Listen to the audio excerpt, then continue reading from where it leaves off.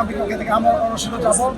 আর আমাদের শ্রেণী কার্যক্রম, পরীক্ষা এবং অফিসিয়াল কাজ সব বন্ধ থাকবে। আমরা কোথাও অংশগ্রহণ করবো না। যে আমরা তো এখানে থাকার জন্য আসিনি।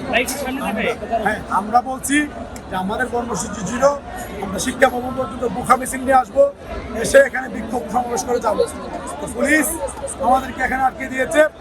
আমরা হয়তো ওখানে যেতে পারি নাই, কিন্তু আমরা বিক্ষোভ সমাবেশটা করেছি, আমাদের প্রোগ্রাম তো হয়েছে। আমরা এখন আমার মিছিল নিয়ে চলে যাবো। আর আমাদের আগামীকালকে প্রোগ্রাম আপনাদেরকে বলেছি যে আমাদের আমরা অনশনের দিকে যাচ্ছি আমরা কালকে, যেহেতু আজকে অনশন ছিল 3 দিন হচ্ছে আজকে। আগামীকালকে থেকে আমরা অনশনে যাব। আর আমাদের শ্রেণী কার্যক্রম, পরীক্ষা এবং অফিসিয়াল কাজ সব বন্ধ থাকবে। আমরা কোথাও অংশগ্রহণ করবো না। পাশাপাশি আমাদের এখানে অবস্থান, আমরা সবাই তো অনশনে নেই, আমাদের অবস্থান কর্মসূচিও চলবে নতুন করে আর কি। আর অবস্থান কর্মসূচি আছে, কর্মবিরতি থাকবে, এটা অব্যাহত থাকবে। 100 জন অনশন করছে। 100 জন গতকালকে পর্যন্ত 3 জন অসুস্থ ছিল। আমরা আমাদের এমন 2 জনকে আমি ভেরিফাই করতে পারি না। আর আজকে আমি যেহেতু বাইরে ছিলাম, আমাদের বিভিন্ন মিটিং ছিল বিভিন্ন জায়গায়, আমি ভিতরের খোঁজগুলো নিতে পারছি। আমি এখান থেকে গিয়ে আপনাদের 6:30 ব্রিফ করবো বিস্তারিত জেনে।